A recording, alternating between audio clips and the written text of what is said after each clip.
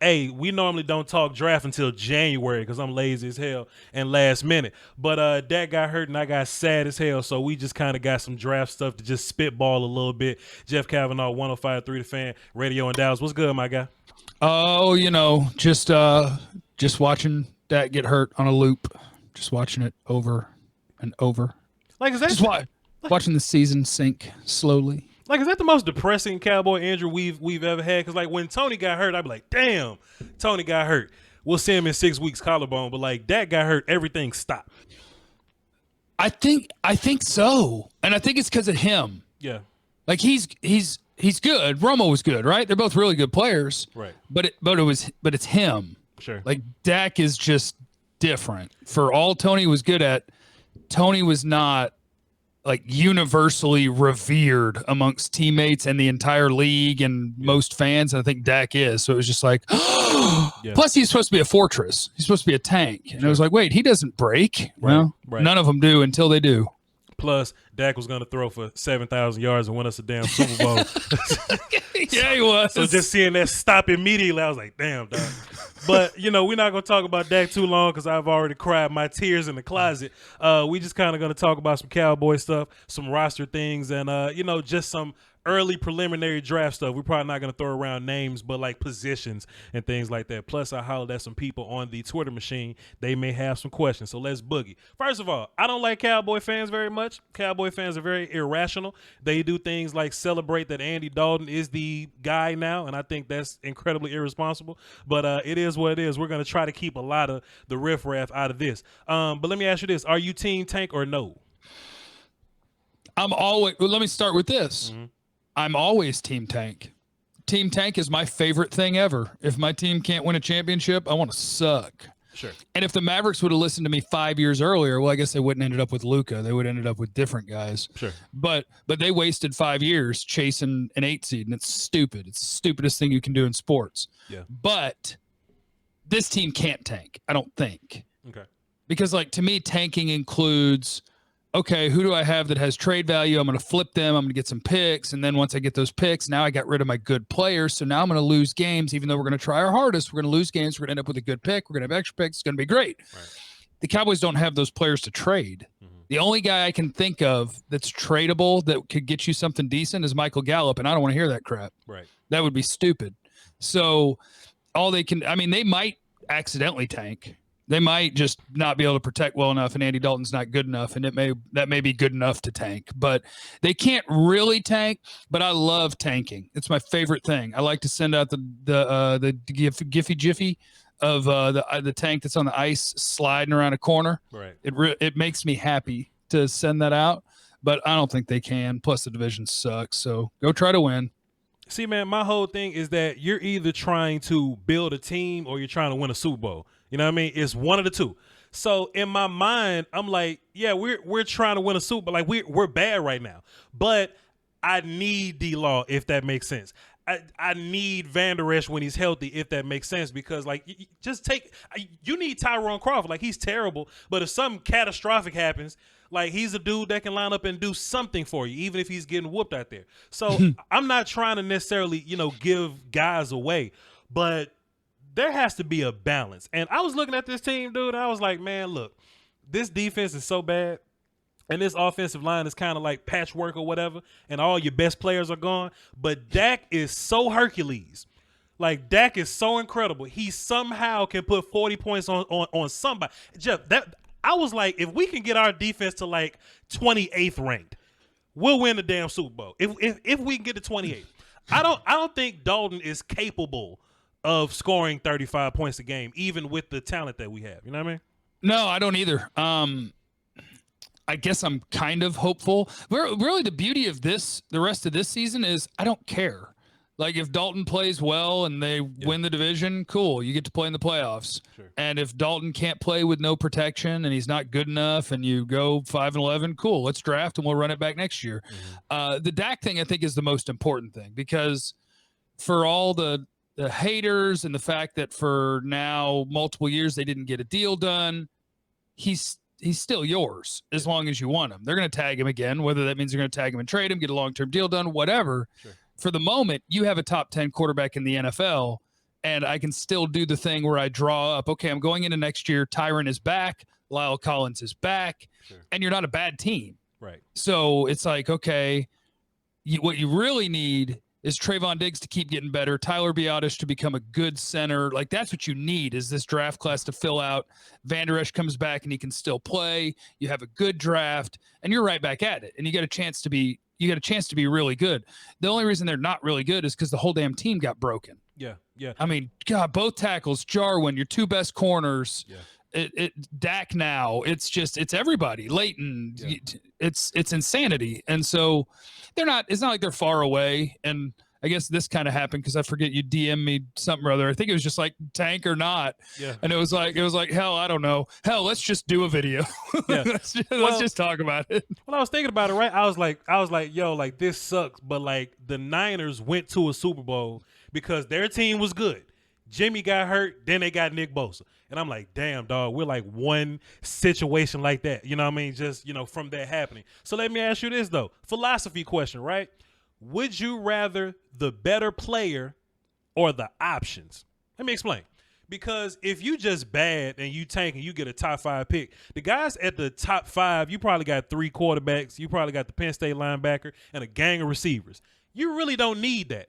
But if you drafting way at like 28, you got options. You can get safety involved. You can get, any kind of combination of D linemen. You can trade around, you know what I mean? So what's more important for you? Because if it was like last year, like at like 8th overall, like we got to get Derrick Brown or so if it's 8th overall. But if CD falls to you at 17, it becomes clear. You see what I mean? So what you think? Yeah. I think, gosh, I guess it depends on the year because, God, even the taco year, somebody did fall to you. They just didn't pick him. TJ Watt was there.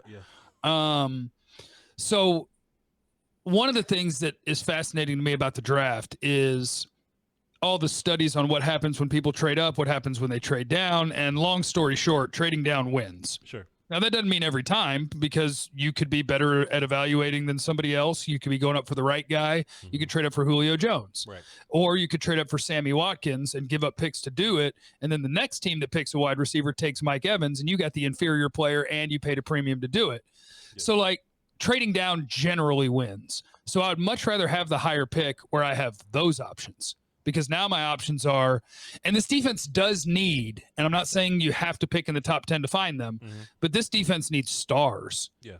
I think when you look at the Super Bowl contenders every year, you can find guys on that team that are either rookies or second-year guys that are studs, that are second, third, fourth round. And it's one of the things that really pulls teams up. You got coaching, you got quarterback play, but also you get that roster that gets stacked with dudes that aren't making much money. It's such a massive advantage. Yeah. So I would like to have that high pick and then trade it and move down. Come on, man. That's what I want to do. But that's what I want. But the Browns do that all the time, right? Like they'll have Pat Mahomes and then they'll trade away and end up. You got to be able to evaluate and pick the right players for sure. Yeah. For sure. I've seen studies where they basically run all of them, and it's like what wins on average. And on average, trading down is the right idea because teams aren't as good at evaluating as they think they are. Yeah. And so you'd rather have 3 picks than 1 pick. So let me ask you, so why is that? Like, why? Because I'm part of this underground draft thing to where, like, I feel like every time I say something, I'm right. There is no way Titus Howard should be drafted in front of Cody Ford. You know what I mean? But but these professionals that make all the money to do it, they seem to be in concert with bad ideas. A.J. Terrell is not a first-round pick. And all of the underground guys are like, yo, A.J. Terrell is not a first-round pick.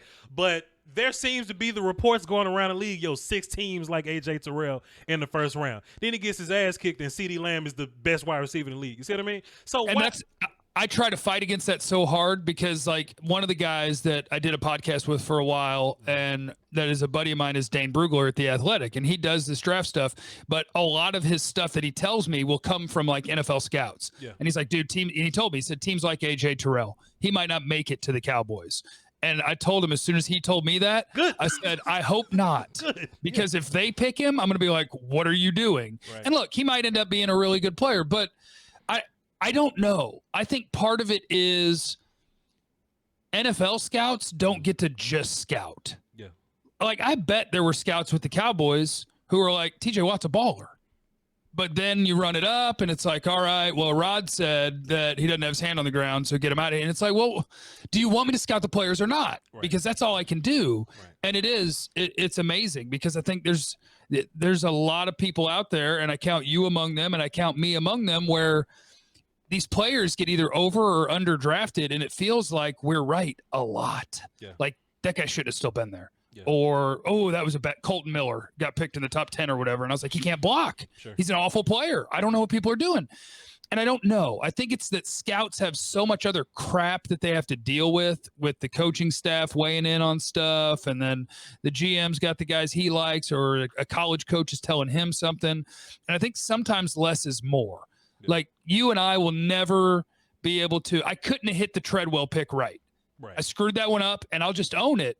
Sure. But I couldn't have known that the dude had to line up on the sideline where his coaches are so they could tell him what to do on every play, and that he couldn't learn a playbook. There's no way for me to know that. So NFL teams can have more information, but I also feel like they have to deal with more crap, and they screw stuff up. That is Desmond King. You remember Desmond King when he was at Iowa, the corner? Yeah.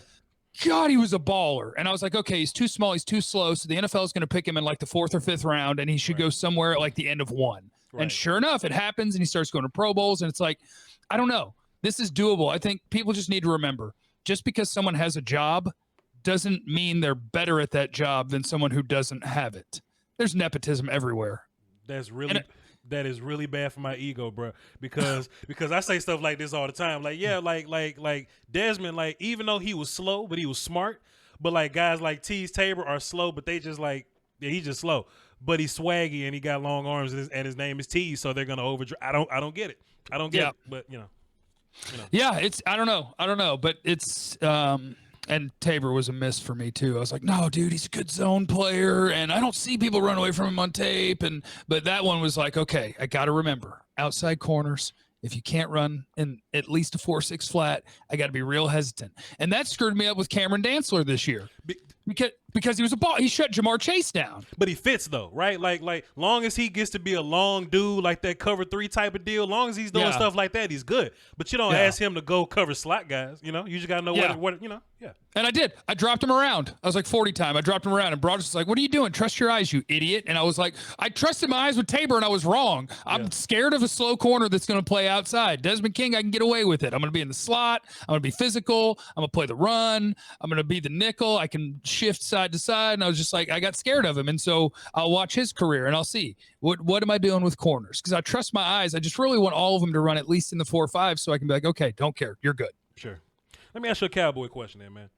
What young guys on this team will keep you from drafting at a certain, you know, like does Tristan Hill keep you from going 3 tech, you know? Hell no. And I don't know if that's a good thing or a bad thing, because my answer to that is I think it's going to be so easy for the Cowboys to just pick the best player available. Sure.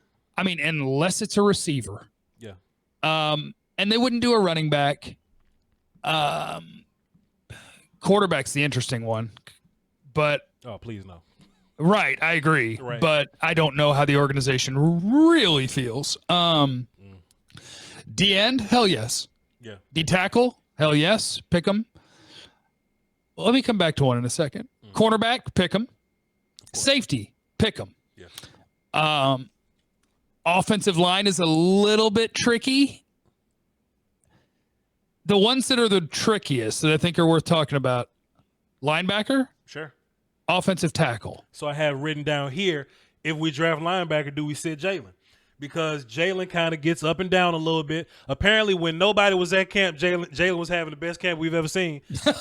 Apparently, but then he has 3 of the worst games I've ever seen. And people are like, oh, Voch, what about the game versus Giants? Jalen looked like he played against an offense that he's seen before, and that Jason Garrett offense is a team that he's practiced against before. So I'm not cutting Jalen that much bail, and he's made his money, But damn, a lot of times we lose. I'm looking right at Jalen, like they're getting blocks right on that dude, and he's running into blocks sometimes, or they're just misdirecting his life away, and it makes me sick. So if we are at like 5 overall, and like the Penn State kid is there, the linebacker's there, Parsons, he's there. Do we go there and just sit him because Van Der Esch is cool when his neck is cool? What do you think? I would do it. I would do it. And so I guess it depends on the question. I would absolutely do it. I wonder if they would. Would they sit their money? And Jerry, like, there's two truths about Jerry. One is if you think Jerry doesn't care about winning, you're wrong. Right. But two is if you think marketing doesn't play a factor in every decision, you're also wrong. So, like, I think Jalen Smith got that money because he had a good 2018 season. They love the story. They want to justify the pick. Right. Like, so he gets this contract. And that stuff matters to Jerry. So do the Cowboys want to take him off the field? Probably not. But just answering, like, what would you do or what should you do? Yeah, you take Micah Parsons all day and you park Jalen's butt on the bench. And if Van Der Esch struggles or gets hurt, you can come play again. But I think a lot of teams are hesitant to put $10 million a year on the bench. And it's dumb. You don't chase bad money with bad money. You do whatever you can to try to win football games. So I would do it. Now, I want to turn around offensive tackle on you. If you had a chance to pick an offensive tackle with your first pick, but if Tyron's healthy and Lyle Collins is healthy, he doesn't get to play, are you using a first rounder on offensive tackle? This is my thing, man. Tyron Smith is no longer a demigod, but he still is a top 3 offensive lineman that's making, what, $12 million? Yeah, bargain, and a baller. He's incredible. Right. So what you just got to do is have a plan just in case Tyron Smith wakes up and go ouch. And one day he will indeed wake up and go ouch. And Brandon Knight, and let me be clear when I say Brandon Knight, because I can say nice things about him and people think he's a damn Pro Bowler. He's good for what you're asking him to do, you know? And he's another one of those guys that's going to have to get better this year, and then we'll see what happens. I think the big deal is left guard. What's going on at left guard, you know? And I'm of the belief that Connor Williams ain't great at left guard, but the National Football League is bad at left guard. Like, Xavier Su'a-Filo is starting somewhere in Cincinnati or whatever. He's terrible. You know what I mean? So, yeah, like, I would love if the Oregon kid is there, right? But he can play tackle and guard. So, cool. Let's put him at guard, left guard, and then when Tyron wakes up and go ouch, we have a tackle plan. Or if Brandon Knight happens to be good enough, cool. In my mind, I'm just like you. This is where we relate. You want to draft receiver every year. Don't say you don't, because I hear you say it all the time. Could you imagine Jamar Chase on this team? We go 4 wide. Let's go. Relax, because we got Cedric Wilson now. He's gonna. We got Cedric. But let's go spread. Whatever. 5 wide. 5 wide. Let's do it. But I want to draft offensive linemen every single year, and it sounds terrible, but that's like 46% of your damn offense. And we've seen it that, okay, we could be going against Aaron Donald. Okay, it ain't Aaron Donald. Okay, it's Jaron Reed this week. Okay, it's Grady Jarrett this week, and they'll match up you to death. Okay, the interior's safe, but Myles Garrett is a gangster over there. So in my mind, I want all my offensive linemen to be great. But Jeff, this is my big problem. On offense, we have first-round picks invested in CeeDee Lamb. Most of your offensive tackles, your running back, we right guard, all that. Defense, we got a first-round pick, a couple seconds. Anthony Brown's like a 5th or something. We have nothing invested in this defense. Let me ask you this. Best player available at whatever the hell we end up drafting in the first round. That makes sense. But where do you account, like, what if the best player is an offensive guy, but we need defense? What do you think? Can we compromise? If the best player available is a guard, are we okay? Can we pick him? Man, this is the worst defense I've ever seen. Yeah, no, you're right. You're totally right. And I think that's what's really hurting them right now is they pick offensive linemen most years. Just Connor Williams in the second round was a miss. Connor McGovern, I'm not writing off yet. Please put him in. Play Martin at tackle for the rest of the year. Let me see what he has. I think what happens so many times is when a new coaching staff comes in and it's not their guy, you almost have to force them to play him. Sure. Like, even if they're undrafted free agents. Terrence Steele, that's McCarthy's staff. They picked him up. They didn't pick up McGovern. So that's who's going to play. And I think it's insane, but that's what happens. I want McGovern on the field, and I want to see what he's got. Because that's your way out of this, is Biotish can play and McGovern can play. And then you're on the doorstep and you're okay. I'm with you that I will lean defense, but I've seen way too many times where you say, okay, let's say you're picking, who cares, 15th. Sure. The 9th best player on our board is a guard. He's available. Yeah. And we're 15th. The next best player is, let's see, 1 through 8 went, and 10 through whatever is like the 15th or 16th best player. Yeah. Do I want to skip 6 players on my board or that distance and pick the guy that I quote need because my defense needs it? I think too often you're going to look back 2 or 3 years from now, watch that dude be dominating somewhere, and you're like, what the hell did we do? Yeah.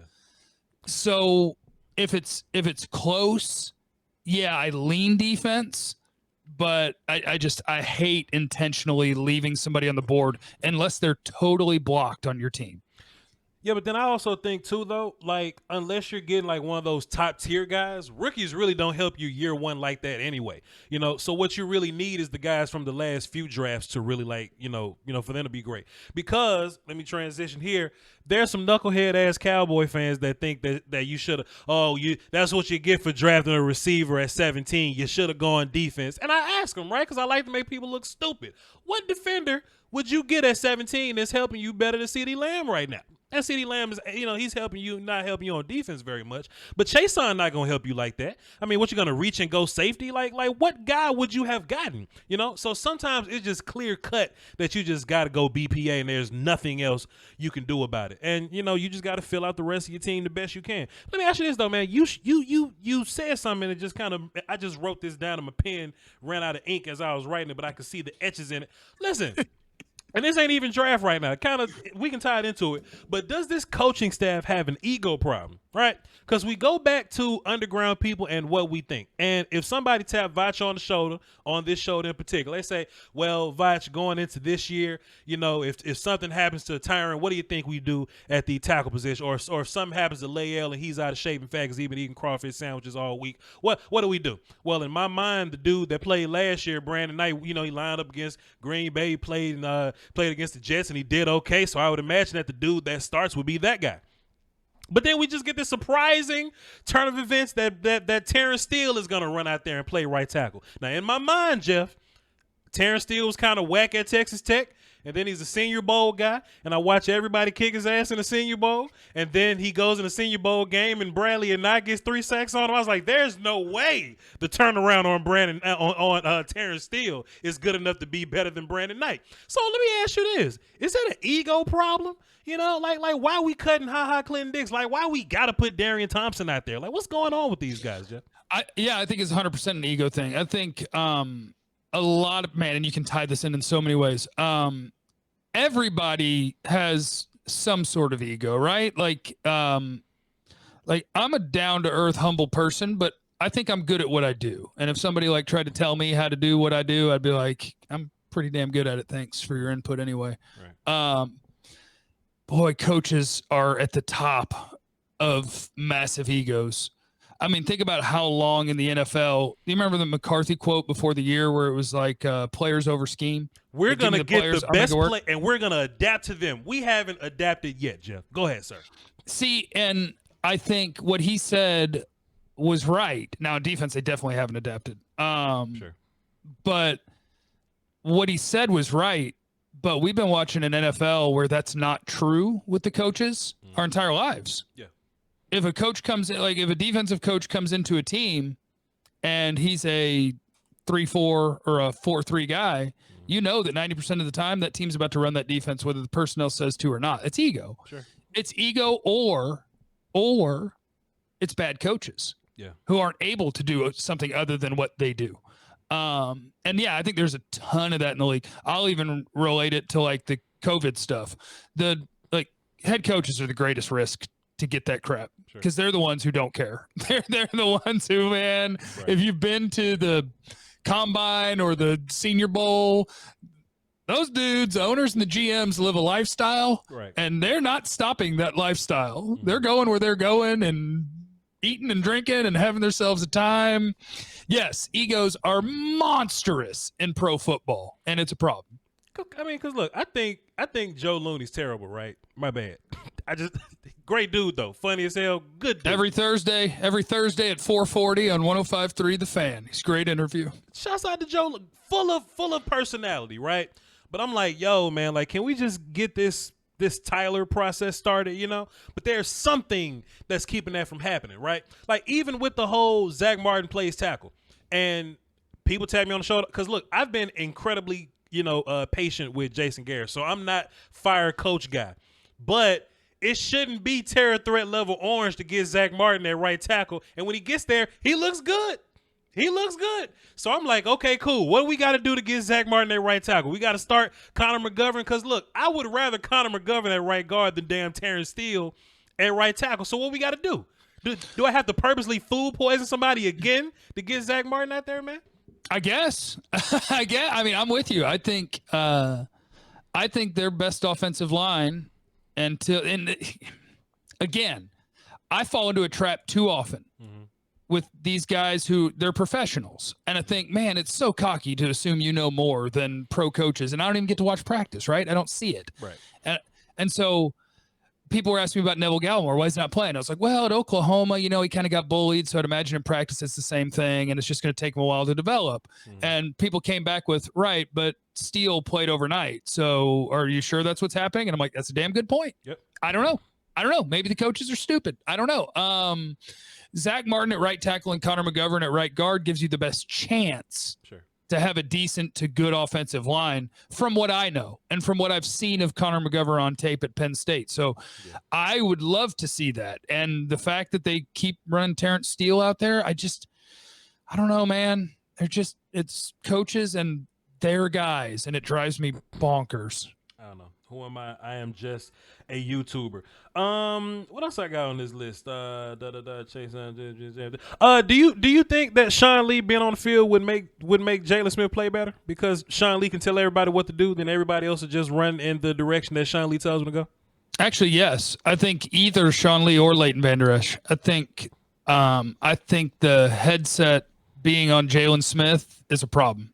Mm-hmm. I think you can look at, you said it, this week Jalen played well, but the week before you can look at when they got guys going in motion and stuff, and you've got like three people confused, and sometimes somebody's trying to tell Jalen where to go, and sometimes he's thinking about telling somebody where to go, and I don't think that's for him. I think getting the little green sticker and the microphone on either Vander Esch or Sean Lee, I think absolutely that helps Jalen and it helps the defense, because I think they're too slow reacting to what people are doing with him calling it. Sure.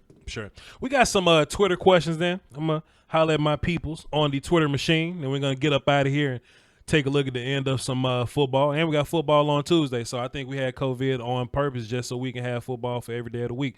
Don't listen to my Illuminati theory. How do you rank, when we're going into the draft? You know, we've been talking about BPA, sure, but what positions do you prioritize? Like, give me like three of them in order. Okay. I'm going to take that question as who do you hope is the BPA when the Cowboys are picking? Sure. That's what I'm going to take that as. Sure. God, there's so many options. Okay. Defensive end, Tank will at least be here. Hopefully you'll have Gregory. Defensive tackle, you have nothing. Yeah. The good thing about defensive tackle is every year I've been doing this for 6 years. Sure. I can find you a fat guy. I can find you a nose tackle, and I can find him in the 4th round every year. Just pick the one I tell you, you'll be fine.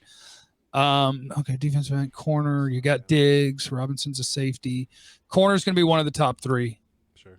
Because you're going to lose Cheeto. You're going to lose Jordan Lewis. Maybe 2 times of the top 3. Maybe twice. Maybe got to double down on corner. Yep. So corner is in my top 3. Corner, safety, D tackle. O-line, linebacker. Oof. Well, yeah, that's the thing is you can name so many, but like I'll take linebacker out of my top 3 only because in a perfect world where your guys are healthy, sure.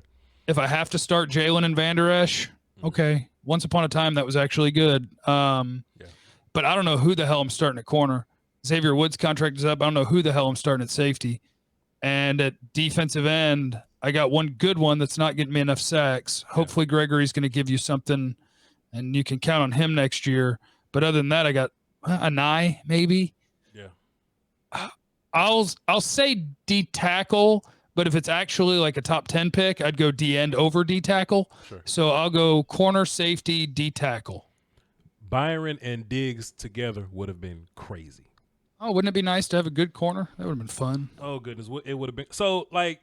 I had stuff written down, but every time you say something, I just branch off into something else, and I just write something else down. You were talking about fat kids running outside, right? And I never was big fan of trash can full of dirt fat kid one techs because like teams just outside zone those dudes to death, and they just don't exist anymore. So like the thing about Duntari, what got my hopes up was I thought he was like Memphis dude. You know what I mean? I thought he was like, oh, I'm quick. I can run touchdowns. I can throw touchdowns. I'm Duntari Poe. But he's not that dude no more. And we saw a whole bunch of Duntari getting free but not being fast enough to chase people on the outside. So like, do you have a theory on fat kids one tech D tackles? Like yeah, I like to have one good one technique on my roster, and I like him to be on a rookie deal. Sure. Like there's, occasionally there's a special one. Like I would have taken Vita Vea with the top 15 pick, no problem. Vita Vea special. Yeah, and he's now probably the best nose tackle in the league, and hopefully get well soon. He got hurt this week. Yeah. But a lot of guys, like I'm just trying to go through my head and remember some of the names. They're like people won't even know their names. A lot of them, like Folo Fatakasi with the Jets. Sure. Good player. He's a good player. He's a nose tackle. You pick him in the 4th round, 5th round. And that's like, there's guys. Yeah. There's guys there, which is why to me, it's almost unforgivable to not have a decent one tech because I can find one every year that makes NFL minimum wage and they're out there and you can go get them. And this year's been so weird because they finally broke from their tradition of everything has to be homegrown. Our guys. And they went out and spent money on proven vets and those dudes can't play. Yeah. Griffin, Poe, Worley, McCoy got hurt. They tried to break the mold of what Cowboys are, and I was excited about it. And then it turns out none of them can play. Yeah, I actually think we'll be fine at DN because Tank's gonna be okay. Randy's making like $38, next year altogether. So which was a smart move by the Joneses. Smart, yeah, give him some money. Again, they've extended him I think twice without him playing. yeah, and like I mean, it's not big money. It's not big money, and when he comes back. Hey, loyalty. But so listen, let me ask you this though, because so what do we do about Aldon Smith? Like, do we like give him money immediately? Because like that dude is like 280 and he's playing stand-up linebacker. And if anybody's playing this scheme correctly, it's him. And he's getting sacks in damn B gap, and he's whooping tight ends on the outside. So like, we got to bring that dude back, right? I think it's almost impossible. Yeah. I mean, so I fight with people about the salary cap all the time. The salary cap is very real. Can you manipulate it in ways to sign one person that you want? Sure. You could find ways to make money to pay Aldon Smith, but they've already flipped all their contract switches. Go look at what Jalen counts against the cap this year. Go look at what Tank counts against the cap this year. Did they do Martin and Tyron? Like they already brought their numbers down to clear up money for Dak's tag next year. Yeah. Which right now, if the cap doesn't go down, they got just enough. Yeah. So I don't even know what switches you start flipping next year to try to make room for Aldon Smith, because if he keeps playing like this, it's $15 million a year. That's what he's making. And so like I think likely what happens is he's a 1-year guy. He gets as many sacks as he can to get as much of his incentives and that money as he can. And then he walks and you get a 4th round comp pick for him. I think that's the way it plays out. Because I'm with you. I'm looking around like, okay, how do I keep him? I got to keep him. Yeah. He's my best pass rusher, and he hadn't played football in a half decade. How do I keep him? And I don't know. Currently, if he gets 14 sacks, then he gets a total of $4 million, which is a crazy deal. And I was like, look, there's no way Aldon Smith is going to get 14 sacks. There's no way. And he's. I mean, if he's not leading anymore, he's like 2nd place or something. So he was 4 through 4, and he didn't get one this week, did he? No. He didn't get one. It was 2 sacks. It wasn't him. So yeah, he's only on pace for 8, 12 or 14. Right, something like that, something crazy like that.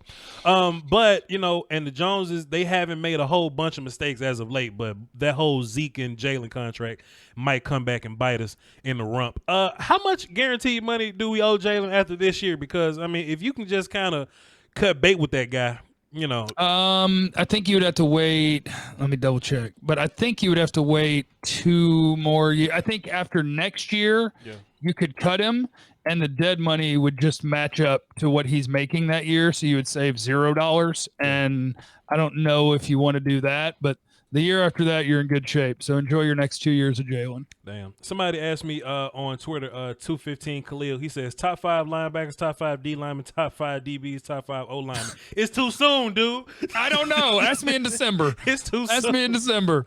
Hold on. Let me see. 21. Yeah, you had to go through. No. You get out of Jalen's after next year. Yeah, you can save $5 million if you get rid of him after 2021. All we can do is hope. But I can't believe you guys are trying to get rid of Jalen Smith. He's such a great story. I can't believe, Voch, that you're talking bad about Zeke. He's such a great player. He's the straw that stirs the drink. How dope would a combination of Jonathan Taylor and Tony Pollard be? How fire would that be? Oh, it'd be so good. And then you know what happens is here in a year or two, when one of their contracts is about to be up, we grab somebody who's a freshman in college right now, and then he goes with one of them. Yep. And then the next year, you pick another dude in like the 4th or 5th round, maybe the 6th, and then he goes with the other dude that we just got, and you just keep rolling. That makes way too much sense. I do think we find a way to sell some dope and find a way to keep Aldon Smith. I just think that, you know, it just has to happen. But I just think a lot of your auxiliary guys aren't going to exist anymore. But that's cool because we're just going to, you know, draft people and replace those auxiliary dudes. So what's the relationship between first round picks and going to go get dudes, right? So just an example, like I don't want to sell my soul to go get Adams, right? Like and Jamal Adams is a great player, fantastic box player, but damn Seahawks still rank terribly in their damn secondary, so whatever. But if you could spend a first round pick to go get a guy like Minkah Fitzpatrick or a guy like Amari Cooper, then you feel good about that, right? But you don't want to just give away first round picks and miss out on CeeDee Lamb. You know what I mean? So yeah. So what's your relationship with that first round picks and people and trading players? I'm probably a lot like the NFL. I would probably overvalue my pick too much because I just think it's so important to have dudes that are big time contributors that make nothing. Yeah. I think it's so important, especially for this team, because for this team, you're about to have Dak's going to make a ton. Zeke's money is going to hit the books. Jalen's money is going to hit the books. Tank is big money. Tyron is a great deal, but still big money. Zach's big money. LC is big money. Mm-hmm. Like, you basically have your big money guys. So I think for this team, it would be really hard to give up a 1 to go get a guy that you would then have to pay because your big money guys are here. They just got to be healthy and they got to be able to perform, which right now they're not. Right now, pretty much all of your money is on IR. So good luck, Cowboys. Yeah. I know it's super early on like actual draft like guys or whatever, and I haven't watched too much film, but Jeff, I know you've seen this guy in passing. He's one of my sleeper guys, and I'm saying this right now, October 12th, just so everybody, you know what I mean? Last year, you watched film on Derrick Brown. I know you did because I know who you are. I did. And you watched Derrick Brown beat the hell out the LSU kids. You was like, damn. And then he went out there and beat the hell out the Florida kids and got a turnover. He was like, boy, Derrick Brown. And then he went to Alabama, and there was a right guard that just stifled the hell out of him. And he just looked way different. That dude comes out this year, Deontay Brown. You know about him? I actually don't. I don't get started until December. So like right now I know Sewell, the Oregon tackle, Micah Parsons. I know all the receivers. I know Rashad Bateman and Jalen Waddle and Devontae Smith and Rondale Moore at Purdue. Oh, yes. I know these guys. Jamar Chase, LSU's other dude that is balling right now, Terrence Marshall. I know my receivers. That's what I know. Gotcha. Well, just if you ever go back and watch Derrick Brown versus Alabama again, there's one right guard that just wasn't scared of him and just beat the hell out of him the whole game. And and nobody's talking about him. So hopefully nobody keeps talking, and it never works out that way. Hopefully nobody keeps talking about him, and we can hopefully get that dude to play guard for us. I got one more thing for you. It's more so just a college thing, and I'm going to let you go. It's more so just college.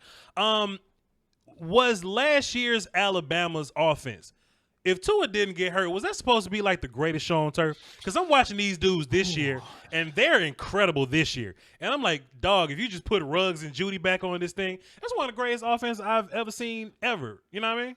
Oh, for sure. Yeah. Because even that, like, I'll be honest, we were watching the tape on Ruggs and Judy, and you know, your eyes also get drawn to their two other receivers, Devontae Smith and Waddle. Yeah.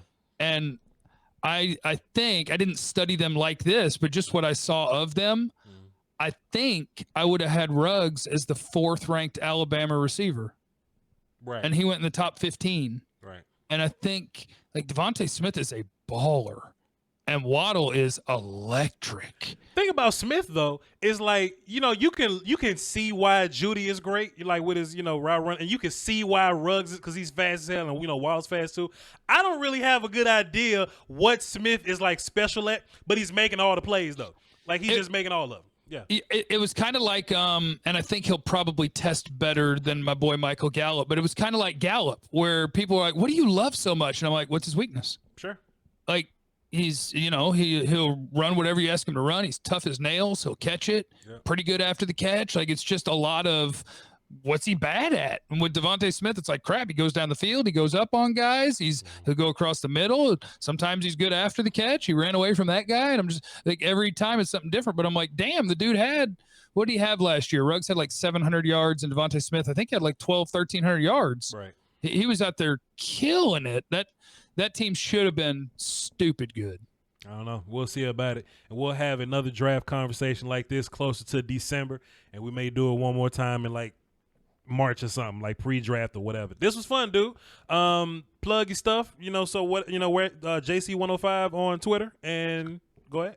JC1053 on Twitter, youtube.com/Jeff Cavanaugh. I know this is Voch territory. I'm the new kid on the block on the YouTube scene, but I'm coming for you, coming for everybody. So youtube.com/Jeff Cavanaugh. Instagram doesn't matter. I just post pictures of food that I make. Twitch doesn't matter because I just play video games. 1053 The Fan, at JC1053, youtube.com/Jeff Cavanaugh. All right, and this will go on his channel. I'm Voch Lombardi. Jeff, I wanted to say this to your face, though, man. When we was going through a little social media turbulence with Law Nation and the people over there, we're not going to be messy because we want positive vibes, but those people over at that entity over there was kind of talking crazy about Law or whatever. You came to defense of some YouTube dudes that you never met in real life before, and you went on the radio and you shouted us all out. I consider you an ally. At first, you made me nervous because I was like, "Who is this radio dude coming over here on YouTube trying to steal these people away from us?" But I consider you an ally, my guy. So if you need anything, you need a bump of subs or whatever, man, holler at us. We got you. We got you in the streets, man. Appreciate you. I love it.